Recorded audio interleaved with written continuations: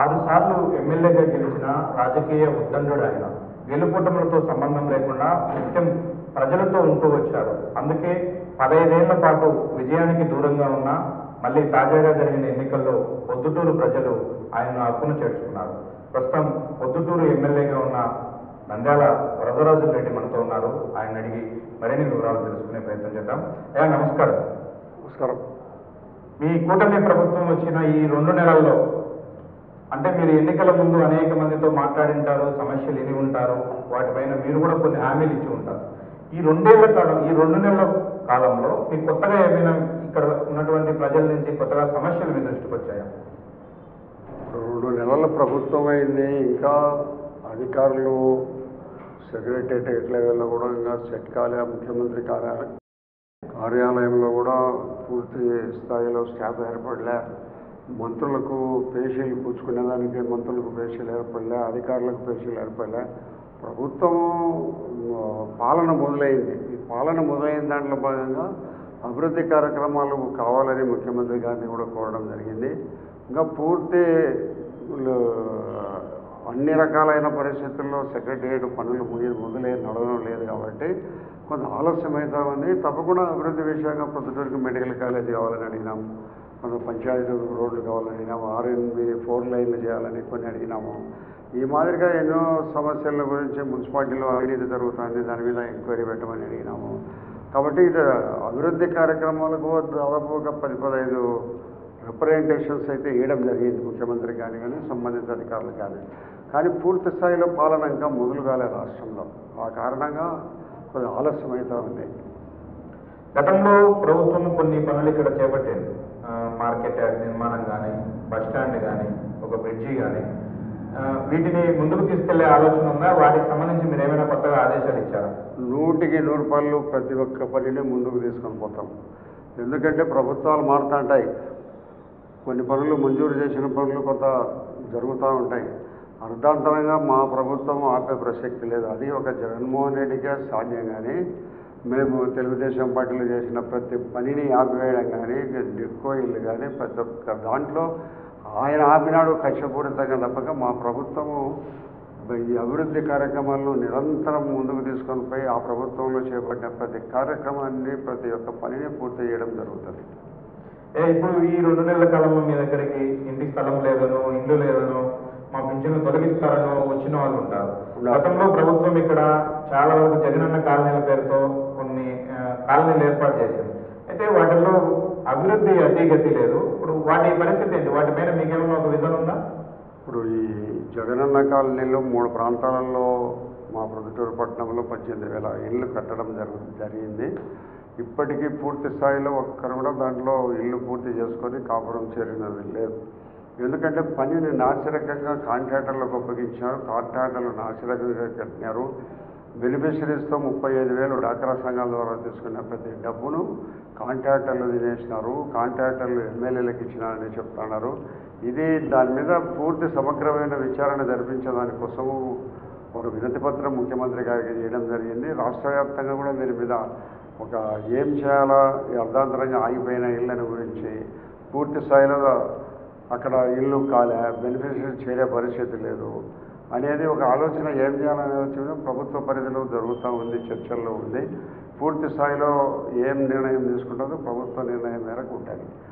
అదే కాకుండా మళ్ళీ మా ప్రభుత్వం 2 సెంట్ల స్థలాన్ని ఇచ్చి 4 లక్షల రూపాయలతో ఇల్లు కట్టియాలనే ఒక ప్రపోజల్ మా ప్రభుత్వంలో నిర్ణయం తీసుకోవడం జరిగింది. మళ్ళీ అది ఇళ్ళ కోసం సంబంధించిన రిప్రజెంటేషన్లు కూడా అర్హులందరికీ కూడా పెట్టుకోమని చెప్తాము. ఇప్పుడు 2 సెంట్లు ఇస్తాం. గతంలో సెంటే ఇచ్చినారు. మా ప్రభుత్వం 2 సెంట్లు పూర్తి స్థాయిలో అతను స్థిర నివాసం నిర్మించుకొని అక్కడ కాపురం చేసే పరిస్థితుల్లో ఉండవలసినంత స్థలము, ఇల్లు మా ప్రభుత్వం నిర్మించి పేదవాళ్ళకి ఇవ్వాల 4 లక్షల రూపాయలతో నిర్ణయం మా ప్రభుత్వం తీసుకునేది. కాబట్టి అది త్వరలో అప్లికేషన్లు తీసుకుంటాం. ఇళ్ళు మంజూరు చేసి మళ్ళీ ఇళ్ళని కూడా మొదలు పెడతాం. పాత జగనన్న పరిస్థితి ఏం చేయాలనేది ప్రభుత్వం ఆలోచనలో ఉంది. ఇక్కడ జగనన్న కాలనీల విషయానికి వస్తే ఇంకొక విషయం, ఈ 3 ప్రాంతాల్లో కాలనీల నిర్మాణం కోసం భూసేకరణ జరిగింది. పెద్ద ఎత్తున దాంట్లో అవినీతి జరిగింది. ఇప్పుడు చాలా మంది ఎమ్మెల్యేలు వాళ్ళ నియోజకవర్గాల పరిధిలో గత ప్రభుత్వంలో జరిగినటువంటి అక్రమాలపైన సిఐడి విచారణలో కొన్ని కోరుతూ ఉన్నారు. స్పెషల్గా. అట్లా ఈ నియోజకవర్గంలో మేము కూడా కోరలేం. ఉమ్, ఇక్కడ ఈ ఇల్లు నిర్మాణం చేయడంలో కానీ భూములు కొనుగోలు చేయడంలో కానీ అక్రమాలు జరిగినాయి అనేది ఆల్రెడీ రిప్రజెంటేషన్ ముఖ్యమంత్రి గారికి ఇవ్వడం జరిగింది. దాని మీద దర్యాప్తు జరుగుతుంది.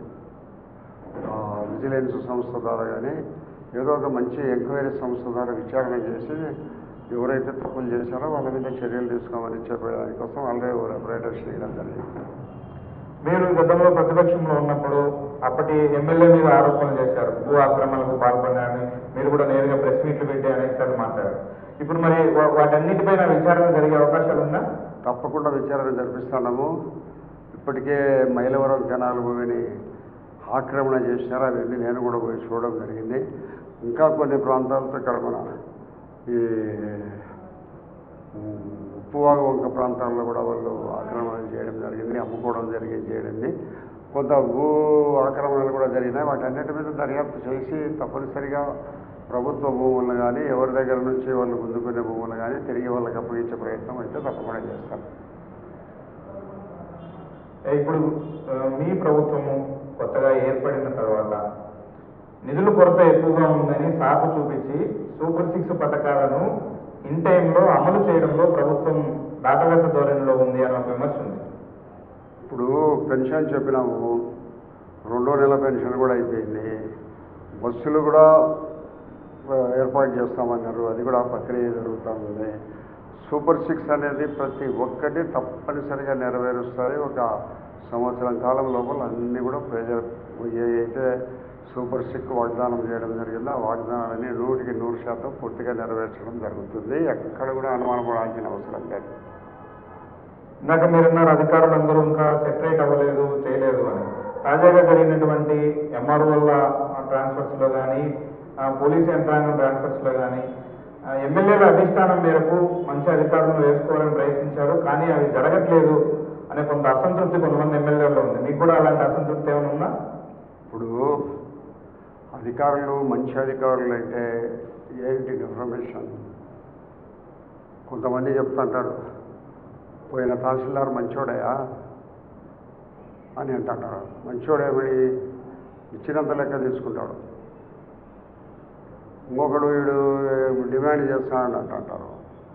అట్లా రెవెన్యూ డిపార్ట్మెంట్లో, పోలీసు డిపార్ట్మెంట్లో, అన్ని డిపార్ట్మెంట్లో మంచి అనే అధికారి దొరికే పరిస్థితి లేదు.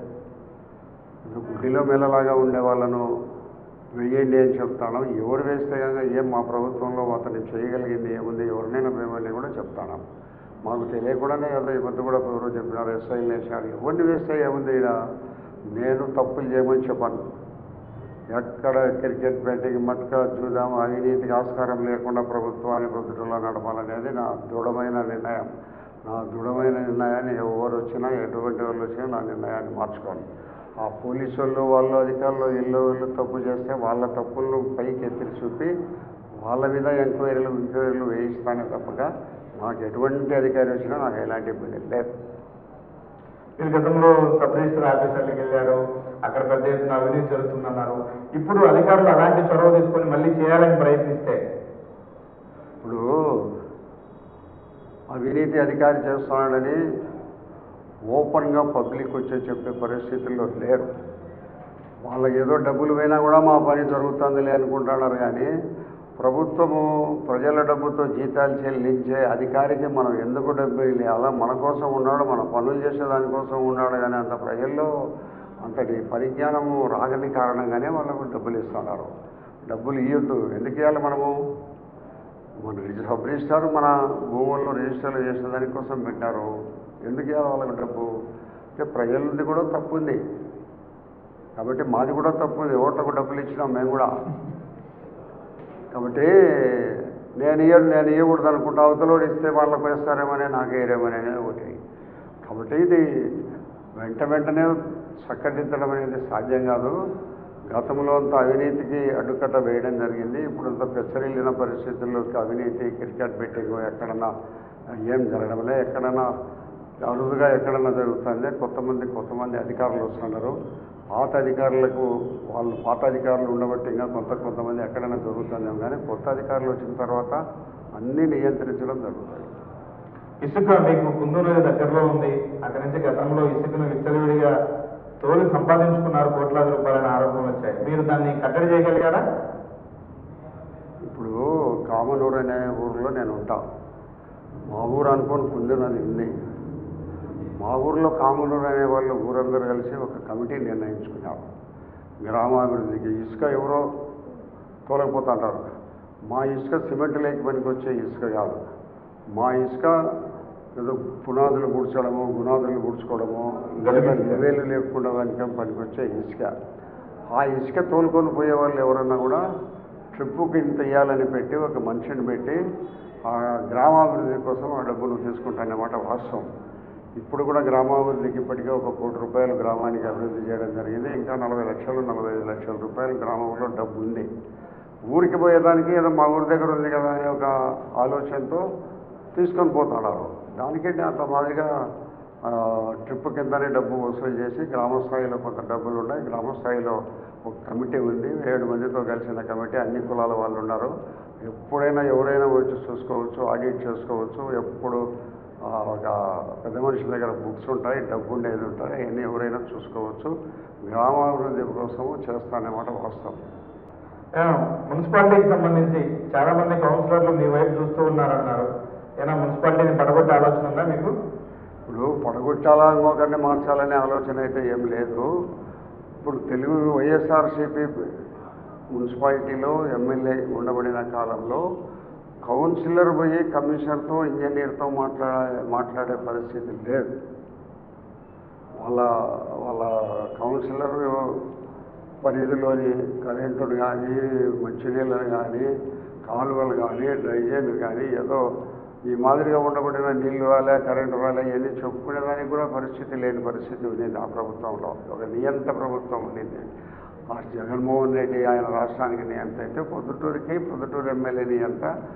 వాళ్ళు ఎలక్టెడ్ కౌన్సిలర్స్ అయినా కూడా కమిషనర్లకు, ఇంజనీర్లకు పోయి అయ్యా మా సమస్య ఇది ఉంది పరిష్కరించమని చెప్పేదంత పరిస్థితి లేకుండా ఉండబడింది. నేను వచ్చిన తర్వాత అందరూ కౌన్సిలర్లు స్వేచ్ఛగా ఎమ్మెల్యేలు, మినిస్టర్, కమిషనర్తో మాట్లాడుకోండి, ఇంజనీర్లతో మాట్లాడుకోండి, టౌన్ ప్లానింగ్ ఆఫీసర్తో మాట్లాడుకోండి అని చెప్పడం జరిగింది. అందరూ మేము మాట్లాడుకుంటున్నారు. వాళ్ళకు స్వేచ్ఛ కావాలని కోరుకున్నారు. మా వైపు మొగ్గు చూపుతున్నారు. ఆ ప్రభుత్వం జగన్మోహన్ రెడ్డి గారికి దిక్కులేని పరిస్థితుల్లో 11 సీట్లతో ఈ రాష్ట్రంలో పునాదులతో కూడా లేవి పారేసినారు. కాబట్టి మళ్ళా ప్రభుత్వం వస్తుందనే ఆశలు కూడా లేవు. కాబట్టి వైఎస్ఆర్సీపీ కౌన్సిల్ అందరూ మా వైపు వస్తున్నారు. మేము కూడా వారికి ఈ పార్టీతో నిమిత్తం లేకుండా వారి అభివృద్ధి కార్యక్రమాలకు సహకరిస్తాం. పొద్దుటూరులో గతంలో 2 ఎమ్మెల్యేలు 3 ఎమ్మెల్యేలు అనే ప్రచారం జరిగింది. ఇప్పుడు ఆ సంఖ్య 4కు పెరిగింది. టీడీపీ గవర్నమెంట్లో 4 ఎమ్మెల్యేలు ఉన్నారు పొద్దుటూరులో అంటారు.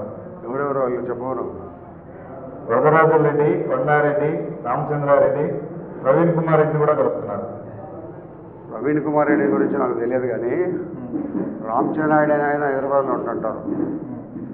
ఎప్పుడో నెలలో 2 రోజులు 3 రోజులు వచ్చిపోతుంటారు. సొంత ఊరు ఎగురే. నా కొడుకు నేను వాడు కలిసి ఉంటాం. వాడు కూడా హైదరాబాద్లో ఉంటుంటాడు. వాడు వారానికి ఒక 4-5 రోజులు వచ్చిపోతుంటాడు. నాకంటూ ఒక అవసరం నా పనులు చూసేదాని కోసం. కరెక్టేనా? నా పనులు పలానా పని చూడాలా, పలానా పనికి పో, పలానా పని చేయండి నేను చెప్తా. వాడు చూడడంలో వాడు ఎమ్మెల్యే అవుతాడా? పని చూడడం వేరు, పెత్తనం చేయడం వేరు. నేను మా పిఏ ఉన్నాడు, తాలూకా ఆఫీస్ పనులు, కలెక్టర్ ఆఫీస్ పనులు రాస్తా అంటాడు, పెడతా అంటాడు. ఈయనతో లెటర్లు రాస్తా అంటాడు. వాడు ఇద్దరు పరిశీలన చేస్తూ అంటారు, పోతుంటారు. హైదరాబాద్కు పోయినాడు. మొన్న నా కొడుకు పోయినాడు. సత్యతో మాట్లాడినాడు మినిస్టరు, హెల్త్ మినిస్టర్తో. పొద్దుటూరులో ఒక రిప్రజెంటేషన్ ఇచ్చినాను మెడికల్ కాలేజీ పెట్టమని చెప్పి. అది ఏమైంది, ఏ పరిస్థితి అని పోయి మాట్లాడి వచ్చినాడు. నేనే పోవాలా దానికి? నా కొడుకు పోతే ఏమి? వాడికి ఎమ్మెల్యేని సంతకమే వాడు పెట్టలేడు కదా, నేను పెట్టాల్సిందే కదా. నేను కొన్ని దాంట్లోకి పోలేనప్పుడు వాడు పోయి మాట్లాడతాడు. వాడు నేను అందరము కలిసి పొద్దుటూరు అభివృద్ధిని చూస్తాం కానీ అవినీతికి ఆస్కారం లేకుండా బతుకుతాము, చచ్చిపోతామంతే. ఎవడన్నా 4 ఎమ్మెల్యే 5 ఎమ్మెల్యే ఎంతమంది ఎమ్మెల్యేలు ఉంటే మీకేంటి ఇబ్బంది వచ్చింది? మేము మీద పెత్తనం చేస్తానమా? మీ భూమి గుంజుకుంటానమా? మిమ్మల్ని డబ్బులు ఏమని అడుగుతానమా? ఏం కావాలని మేము అడుగుతాం? మీకు ఎంతమంది ఎమ్మెల్యేలు ఉంటే అంతమంది మీకు పనులకు ఉపయోగపడుతున్నాం. మాకు కుమారస్వామి రాయించుకోకుంటాడు రాష్ట్రం అంటాడు. సో నా దగ్గరికి వచ్చి సంతకం పెడతాడు. వాని దగ్గరికి పోతే ఏదో నాకు ఇట్లా పని అంటే వాని దగ్గరికి చెప్తాడు. కాబట్టి ఎన్ని ఏం చేసినా కూడా ఎంతమంది 5 మంది నా తరఫున పనిచేసినా కూడా ఏ ఒక్క రాగే పైసా అవినీతికి ఆస్కారం లేని పరిస్థితుల్లో మేము 5 ఏళ్ళు నడుచుకుంటామే తప్పక 10 మంది ఎమ్మెల్యేలు అంటే ఎవరికి వచ్చింది అయిపోయింది, ప్రజలకే మేలు. నేను ఉన్నాను విజయవాడకు పోతాను, నేను లేని టైంలో నా కొడుకు ఇంకొకరు ఎవరో ఉంటారు, రామచంద్ర ఉంటాడు, మాకు ఎవరు వచ్చిన వాళ్ళకి పలుకుతారు. నేను లేకపోయినా ఆఫీస్ తెరిచే ఉంటుంది. పుల్లయ్య కూడా వస్తుంటాడు, ఎమ్మెల్సీ పుల్లయ్య. హాసం రఘురామ్ రెడ్డి వచ్చి కూర్చుంటారు ఆఫీస్లో. ఎవరన్నా వస్తే ఎవరో పోలీస్ స్టేషన్లకు తాలూకా ఆఫీస్కి వాళ్ళు కూడా ఫోన్ చేసి చెప్తుంటారు. ఎవరికేం అభ్యంతరకరమో చెప్తే నేను దానికి సమాధానం చెప్తాను. గతంలో లాగా మేము దోచుకోవడంలే, దోచుకొని దాచిపెట్టుకొని ఆస్తులు సంపాదించుకోవడంలే. ఏదో అంతో ఎంతో పోగొట్టుకుంటే మాదే పోగొట్టుకుంటాం రాజకీయాలు తప్పక ఎవరి దగ్గర నుంచి రాగే పైసా పొద్దుటూరు అంతా నువ్వు కొన్ని 5 సంవత్సరాల లోపల ఒక ఏళ్ళు ఎత్తి చూపించమని చెప్పు, దానికి జవాబు చెప్తాం, తల ఉంచుతాం. అట్టేటప్పుడు ఎంతమంది ఉంటే ఏమి చేసేవాళ్ళు? నీకు తహసీల్దార్ ఉంటాడు, నేను లేడు, ఫోన్ చేసి చెప్తారు పనులను లేదు చేయాలి. తప్పేంటి దాంట్లో? వాని అభివృద్ధి, వానికి అవసరమైన పని, వాని యొక్క సర్వేనో వాని కొలతలో ఇప్పుడు వచ్చిన నా దగ్గరికి సర్వే చేయలేదు తహసీల్దార్కి చెప్పమని, లేకపోతే వాడు ఉంటాడు చెప్తాడు. దాంట్లో ఒకటి గుర్తుపెట్టుకొని నేను ఒక్కరికే చెప్తాను, ప్రొద్దుటూరు ప్రజలకు కానీ రాష్ట్రంలో ఎక్కడైనా అవినీతికి ఆస్కారం ఉంటే చూపించు, తల ఉంచుతా. ప్రొద్దుటూరు పట్టణంలో చాలా వరకు అక్రమ వెంచర్లు ఉన్నాయి. పెద్ద ఎత్తున అనుమతులు లేకుండా వెంచర్లు వేసి కోట్లాది రూపాయలు సంపాదించారు. వాటిపైన ఏమైనా చర్యలు తీసుకునే అవకాశం ఉందా? అక్రమ వెంచర్లు వేసిన మాట నిజమే. ఇప్పుడు ఎవరు అక్రమ వెంచర్లు ఇప్పుడు వేసే పరిస్థితి ఎవరూ లేదు. ఈ అక్రమ వెంచర్లు వేసినంతా కూడా పాత ఎమ్మెల్యే ఎక్స్ఎమ్మెల్యే గారి టైంలోనే వేసినట్టే తప్పక ఇప్పుడు ఒక కొత్త వెంచర్ ఎవరు వేయడంలే. వేస్తే చట్టబద్ధతగా పొమ్మని చెప్తాం. మీరు 6 సార్లు ఎమ్మెల్యే గెలిచారు, అందులో కడప లాంటి జిల్లా నుంచి గెలిచారు కాబట్టి ఖచ్చితంగా మీరు క్యాబినెట్లో మీకు స్థానం దక్కుతుందని మాలాంటి వాళ్ళ సర్కిల్లో పెద్ద ఎత్తున చర్చ జరిగింది. మీరేమన్నా అలాంటి ప్రపోజల్ ఇచ్చారా? ఏమైంది? ఇప్పుడు తెలంగాణలో రేవంత్ రెడ్డి ముఖ్యమంత్రి అవుతాడని ఎవరు అనుకోలే ప్రజలు. అనుకోకుండా అక్కడ పార్టీ వచ్చింది. పార్టీ కోసం కష్టపడినాడు కాబట్టి ముఖ్యమంత్రి ఆయన కాగలిగినాడు, సంతోషం. ఇక్కడ కూడా మినిస్టరు ఈ లెవెల్ అనేది పార్టీకి వదిలిపెట్టేసాను. నేనేమో ఒక్కరోజు కూడా పోయి నాకు ఇది అది నాకు ఇది చేయమని నేను పైరవీలు చేసామని కాదు. నాకు వాళ్ళకు మంచి వ్యక్తి పర్వాలేదని ఇస్తే తీసుకుంటాం, లేకపోతే నేను ప్రాకులాడను, మళ్ళా పోయి కలవను కూడా. నా అవసరాలు నా పనులు ఏమన్నా ఉంటే కలుస్తా. కానీ పోయి ఎప్పుడు చీటికి మాటికి బయటకు వచ్చే ముఖ్యమంత్రి కనపడి, కార్యక్రముడు కనపడి, లేదా ఎన్నో మీటింగ్ పోతాంటే కనపడే తత్వం నాది కాదు. ఇక్కడ ప్రొద్దుటూరులో కొద్దికాలం టీడీపీ ఇన్ఛార్జ్ బాధ్యతలు తీసుకొని పార్టీకి ఎంతో కొంత చేసినటువంటి ప్రవీణ్ కుమార్ రెడ్డి ఇప్పుడు నామినేటెడ్ పదవి కోసం ప్రయత్నిస్తుంటే మీరు అడ్డుకుంటున్నారు అంటున్నారు, నిజమేనా? ఎవరు చెప్పినారో అడ్డుకుంటున్నానే నేను. ఇప్పుడు 2014లో నేను పొద్దుటూరులో టీడీపీ అభ్యర్థిగా ఎన్నికల్లో నిలబడి ఓడిపోయినా. 2019 వరకు నేను ఇన్ఛార్జిగానే ఉన్నా. 4-5 సంవత్సరాలు ఇన్ఛార్జిగా ఉంటే నన్ను ఇన్ఛార్జిని మార్చేసి లింగారెడ్డికి టికెట్ ఇచ్చినారు, చేసినాం ఆయనకు. ఇప్పుడు కూడా మార్చినారు అంతే. ఆయనైనా 2.5 సంవత్సరం 3 ఏళ్ళు, 5 ఏళ్ళు పార్టీకి చేసిన. అదే మాదిరిగా ఇప్పుడు ఇన్ఛార్జ్ ఆయన పార్టీకి చేయలే. అది నగ్న సత్యం, ప్రజలందరికీ తెలిసిన సత్యం. దీన్ని మీరు కంప్లైంట్ ఇచ్చారని కాదు, పార్టీకి చేయలేదు, అతనికి పదవి ఇవ్వద్దు అని మీరు ఫిర్యాదు. వాస్తవాలు చెప్పినాము. ప్రవీణ్ కుమార్ రెడ్డి మీ గెలుపుకు సహకరించలేదా? 100% సహకరించాల.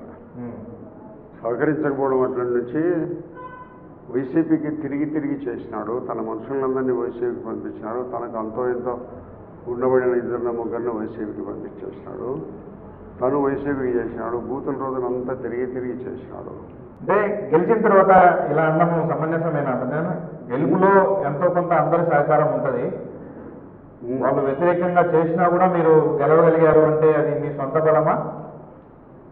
ఇప్పుడు ఈ 2024 ఎన్నికల్లో రాష్ట్రంలో మొత్తం ఒక తుఫాన్ లాగా గాలి వీచింది.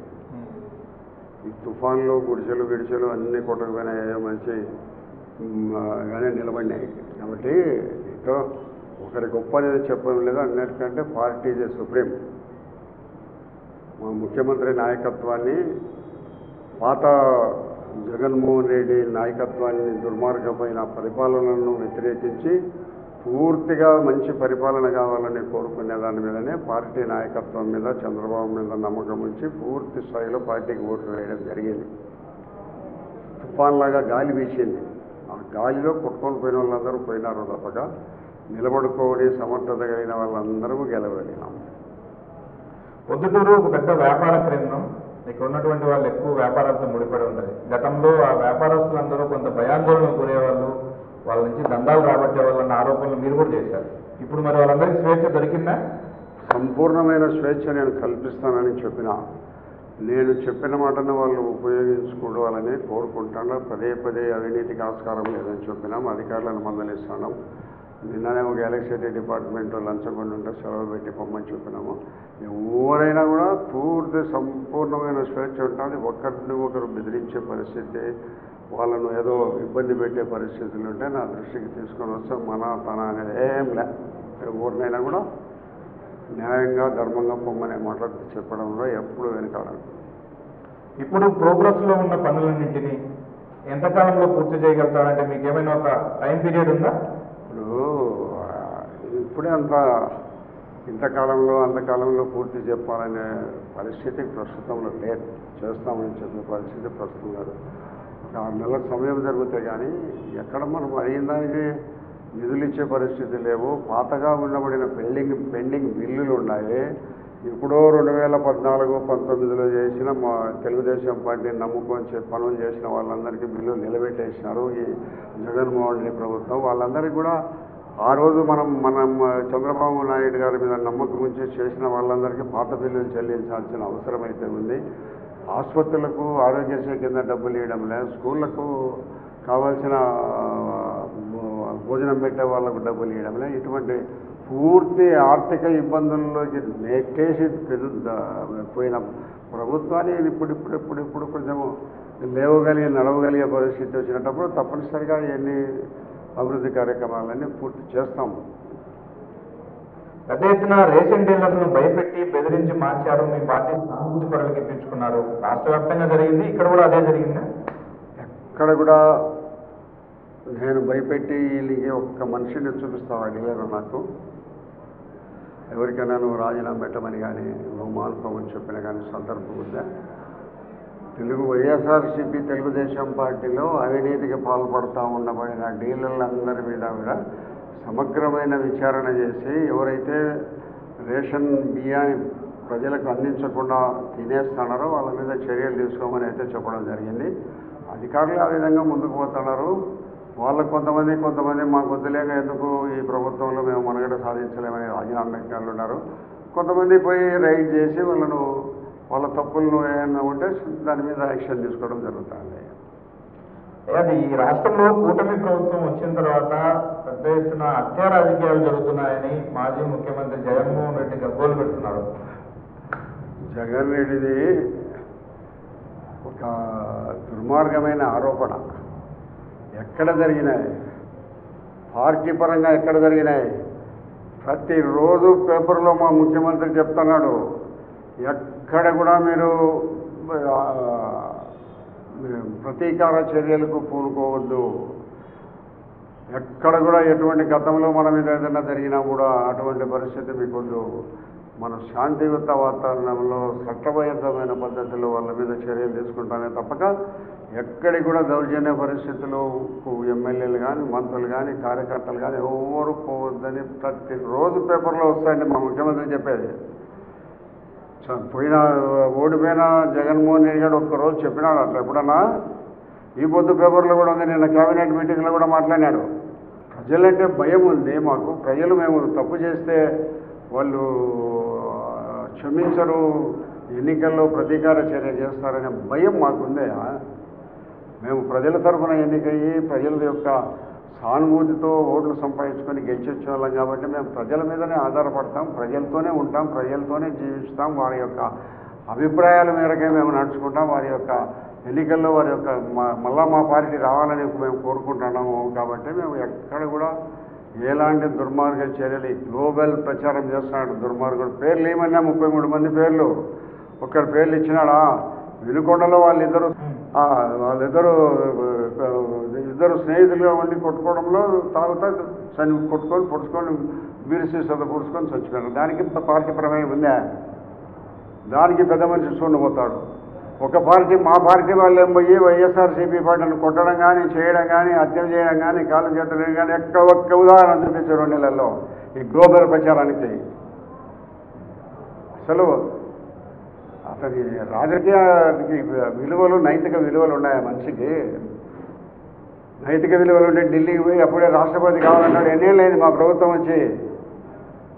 ఎన్ని హత్యలు జరిగినాయి, ఎన్ని దోపిడీలు జరిగినాయి, ఎన్ని దౌర్జన్య సంఘటన జరిగినాయి, ఎన్ని డకాయిట్లు జరిగినాయి చెప్పాలి. ఒకటి ఊరికే మాట్లాడుతాననే తప్పక ఊరికే చేసేది చూపిమని. ఒకటి నీకు ఎంత ఏమి అతను అరిసి గొగ్గోలు పెట్టుకుని అతని పార్టీ ఇంతటితో సమాప్తము. మా ముఖ్యమంత్రి చంద్రబాబు నాయుడు గారు ఉండేంతవరకు పార్టీ వచ్చే ప్రసక్తి లేదు. ఏదో వల్ల జగన్మోహన్ రెడ్డి తండ్రిని చూసి ఏదో ఈయన మంచి పరిపాలన దర్శకుడు బాగా చేస్తాడని ఓట్లు వేసినారు, చూసినారు. అతని పార్టీకి సమాధి కట్టడం జరిగింది. అంతే తప్పక మళ్ళా వచ్చే ప్రసక్తి లేదు. మేము నీతివంతమైన పరిపాలన ప్రజలకు అందించినంత వరకు మమ్మల్ని ఎవ్వరూ ఈ రాష్ట్రంలో మా పార్టీని ప్రజలు పోగొట్టుకునే పరిస్థితి లేదు. మేమే కావాలని కోరుకునే పరిస్థితి రాష్ట్రంలో ఉంటుంది. ప్రజల అభిష్టం మేరకే రాబోయే 5 ఏళ్లలో పరిపాలన జరుగుతుందని, గత ప్రభుత్వంలో మొదలుపెట్టిన ఏ ఒక్క అభివృద్ధి కార్యక్రమాన్ని ఆపబోమని, అలాగే తమ ప్రభుత్వం ఇచ్చినటువంటి హామీలన్నింటినీ దశల వారీగా నెరవేరుస్తూ ముందుకెళ్తామని మనతో పాటు ప్రొద్దుటూరు ఎమ్మెల్యే నంద్యాల వరదరాజన్ రెడ్డి చెప్తూ ఉన్నారు. వీడియో జర్నలిస్ట్ నాగమరెడ్డితో సుదర్శన్ రెడ్డి, రాజు, ప్రొద్దుటూరు.